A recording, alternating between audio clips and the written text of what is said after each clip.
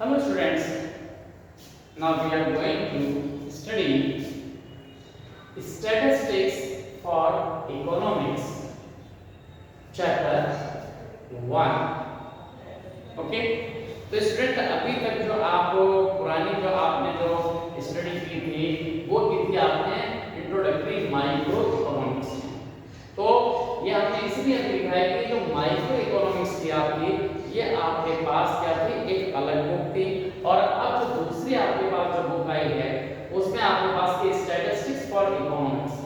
अब आगे से आप जो भी हेडिंग देखेंगे उसमें आप इसकी जगह स्टैटिस्टिक्स फॉर इकोनॉमिक्स लिखा रहेगा।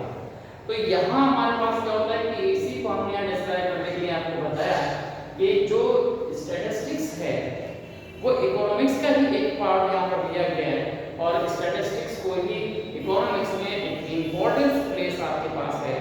तो वो प्लेस आपके पास किस तरह से है वो सब आपको इस चैप्टर में जब हम पढ़ेंगे कि concept of economics and significance of statistics in economics, तो वो आपको यहाँ पर समझ में आएगा कि किस तरह से आपके पास क्या इंपॉर्टेंस रहती है स्टैटिस्टिक्स की।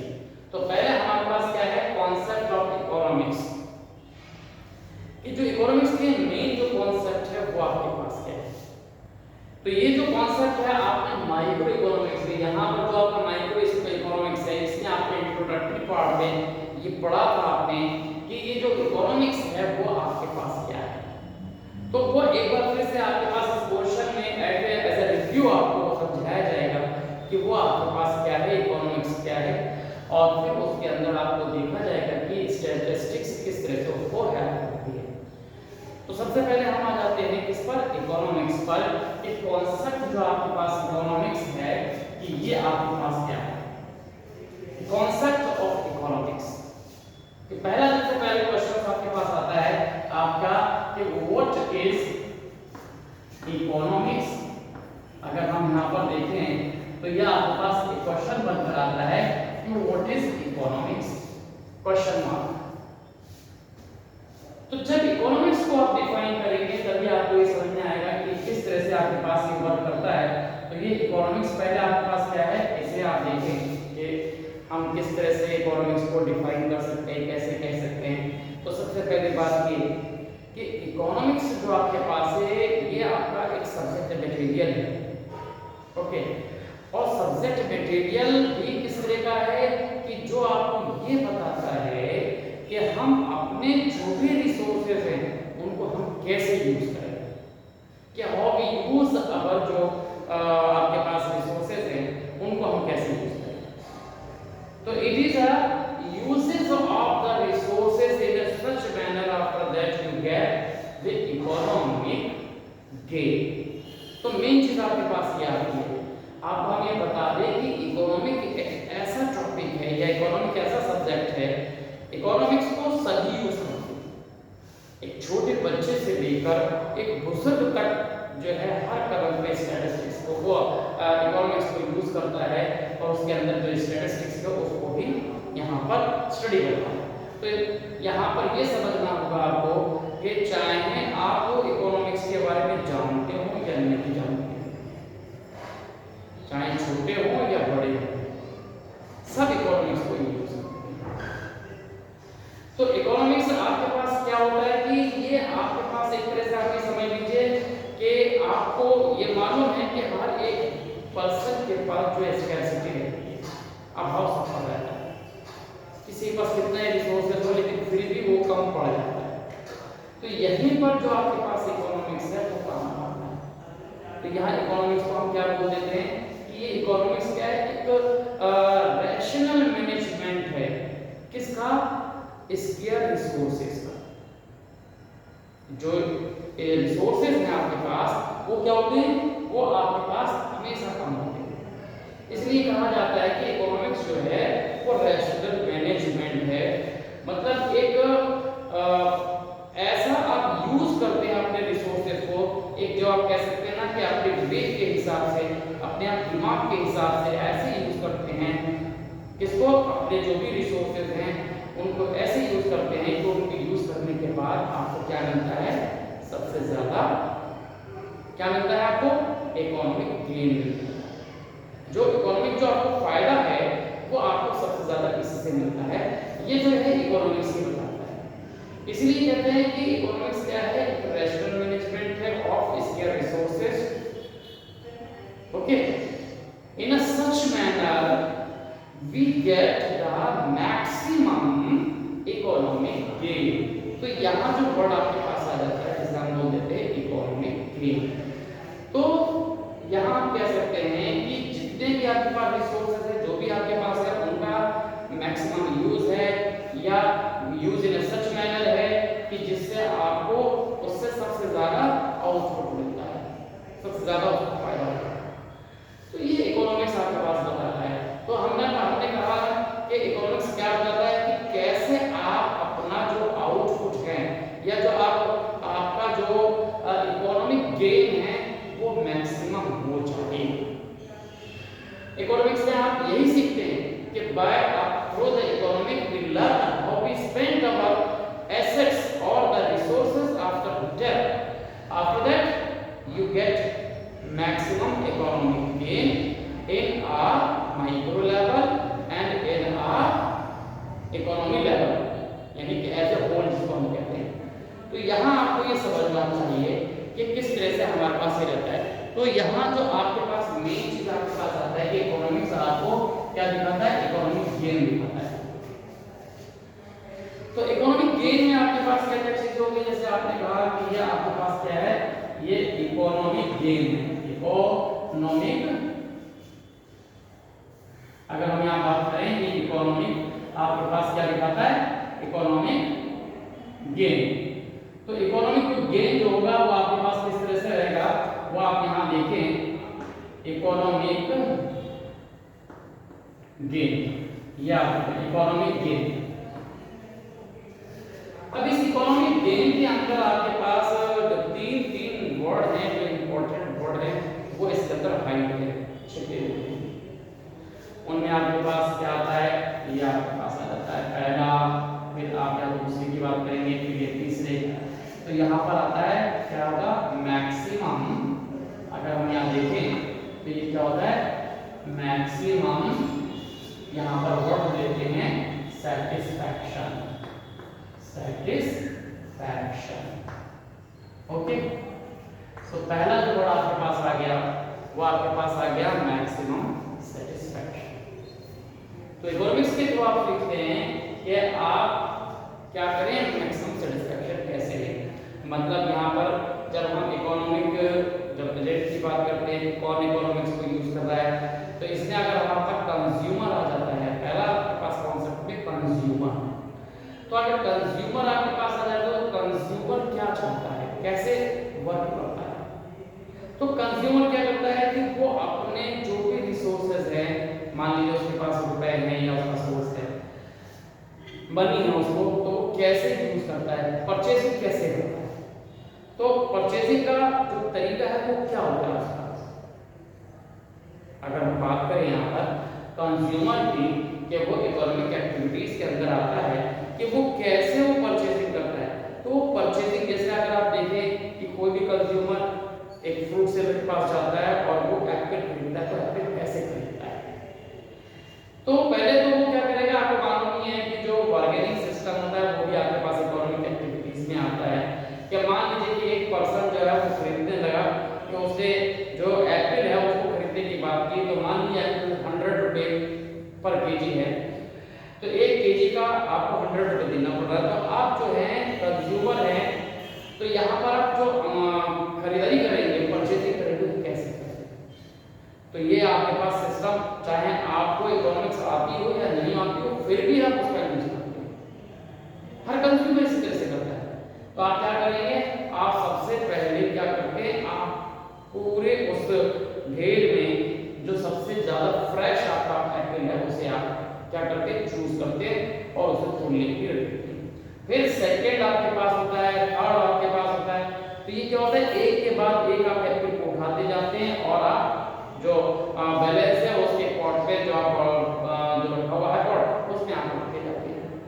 तो मतलब आप क्या करते हैं कि कैसे परचेस कर रहे हैं, आप परचेस कर रहे हैं, सबसे पहले आपने चूज किया जो आपके डजन में सबसे ज्यादा फ्रेश एप्पल है। क्यों? क्योंकि फ्रेश एप्पल जो है वो आपको सबसे ज्यादा सेटिस्फाइड करेगा जब आप उसे यूज करोगे।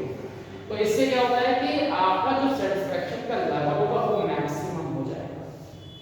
तो वही कहा जाता है कि क्या आपको क्या होता है कि जो इसके रिसोर्सेज हैं, जो आपके पास पैसा है, आप उसको यूज कर रहे हैं। If you are the consumer,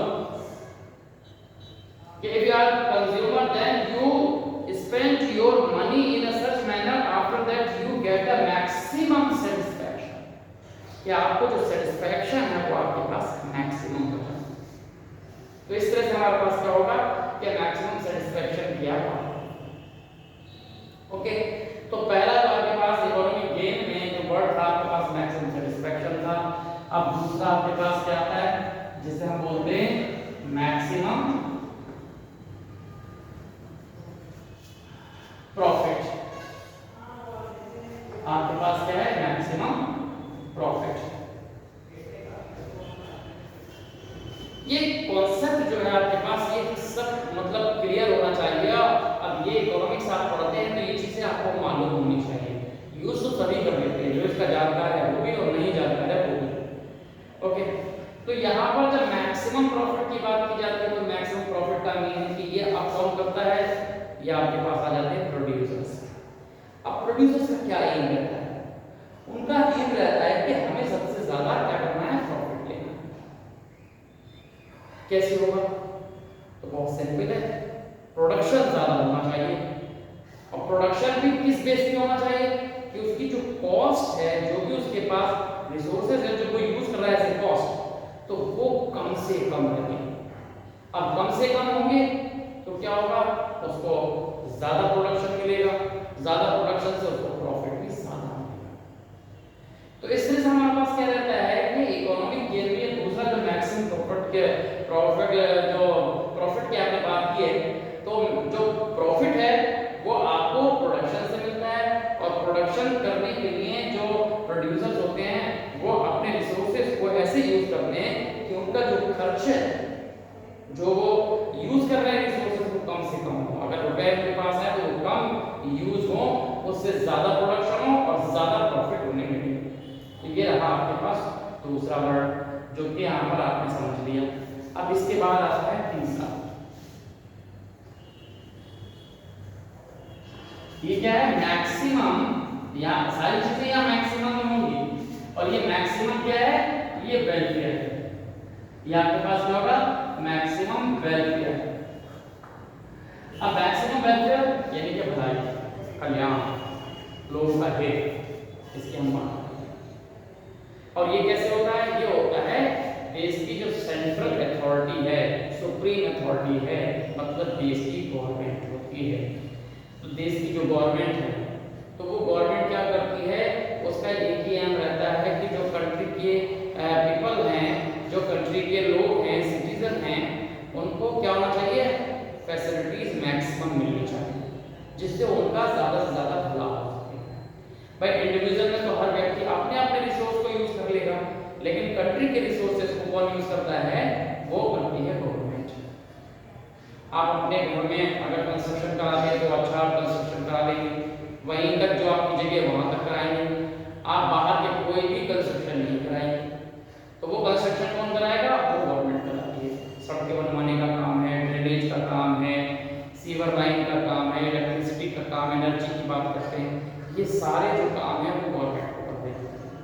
तो गवर्नमेंट क्या करती है? इन सबको करती है, लेकिन वो अपने बजट को बनाकर करती है और ऐसे बनाती है, यानी कि अपना जो रिसोर्सेज है उसको ऐसे यूज करती है कि उसके पास क्या हो जाए, जो भी उसने प्रोजेक्ट बनाया या बजट बनाया है, तो उसके बाद जो कंट्री में जो वेलफेयर की कंडीशन है वो मैक्सिमम होनी चाहिए, वो ज्यादा से ज्यादा होनी चाहिए।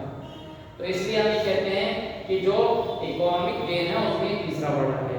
तो इस तरह से आपने कॉन्सेप्ट जो इकोनॉमिक्स का समझ लिया कि अगर हम एक ओवरव्यू के अंदर बात करें कि इकोनॉमिक्स क्या होते हैं तो आपको समझ में आ गई कि everything is economics, by which we learn how we use our assets, after that we get maximum economic gain. It's mean if we are the consumer then we get maximum satisfaction, if we are the producer, then we get the maximum profit. If we are the central authority of the government, then our task, our motto is to provide the maximum welfare to the society, to the country. तो इस तरह से हम बात करते हैं कि ये इकोनॉमिक्स आपके पास समझाती है। तो ये चीजें आपके पास आ गई इकोनॉमिक्स। ओके, ये जो आपके पास कॉन्सेप्ट है वो अच्छी तरह से आपको समझ में आ जाना चाहिए, क्योंकि इसी के बाद आपके पास सारी एक्टिविटीज यहाँ आ जाती हैं। ये कैसे स्टेट से रिलेटेड ये भी आपके पास आ जाती है, तो ये आपको समझ में आ गया। तो इकोनॉमिक्स आपको समझ में आ गया। अब इसके बाद जो इकोनॉमी है वो आपके पास रहती है कि इकोनॉमी क्या है। ये आपने इकोनॉमिक्स की बात कर ली, इसलिए एक कॉन्सेप्ट आता है जिसे आप बोलते हैं इकोनॉमिक्स, वो इकोनॉमी। ये आप देखें इकोनॉमी हमारे पास जो वर्ड आपने यूज किया इकोनॉमी, कि ये इकोनॉमी क्या है। तो इकोनॉमी वर्ड आप जब भी यूज करते हैं तो याद रखिए ये थोड़ा सा इकोनॉमिक्स से अलग है। इकोनॉमिक्स में सब्जेक्ट मटेरियल आ जाता है, रैशनल मैनेजमेंट आ जाता है, सारी चीजें आ जाती हैं। लेकिन इकोनॉमी में आपके पास क्या होता है, एक रीजन आता है, एक एरिया आता है, एक प्लेस आता है, एक जगह आती है कि जहां पर लोग क्या करते हैं, अपनी अपनी इकोनॉमिक एक्टिविटीज करते हैं। तो अपनी अपनी इकोनॉमिक एक्टिविटीज करते हैं तो जिसके अंदर बहुत सारी हो सकती हैं। अब जैसे मछुआ का एग्जांपल ले लो तो इसके अंदर बहुत सारे लोग हैं, बिजनेसमैन हैं, टीचर हैं, डॉक्टर्स हैं, आपके पास जो फार्मर्स हैं, ये सब हैं। सुबह उठकर आपने देखा होगा कि बहुत सारे लोग अपने अपने काम पर जा रहे हैं, कोई फील्ड पे जा रहा है, कोई हॉस्पिटल जा रहा है, तो कोई अपने टीचिंग इंस्टीट्यूट यानी स्कूल को जा रहा है। ये सब क्या करने जा रहे हैं, अपनी एक्टिविटीज करने जा रहे हैं। तो ये जो हमारे पास इकोनॉमिक एक्टिविटीज है इसी को हम बोल देते हैं क्या, इकोनॉमी। तो इकोनॉमी का मीनिंग ये हो गया कि it is a reason where the all individuals perform their economic activities. Okay, तो ये डिफरेंट इकोनॉमिक एक्टिविटीज जहां पर भी परफॉर्म की जाती हैं वो आपके पास क्या होता है, इकोनॉमी कहलाती है। ओके, तो ये आपको समझ में आ गया। Thank you.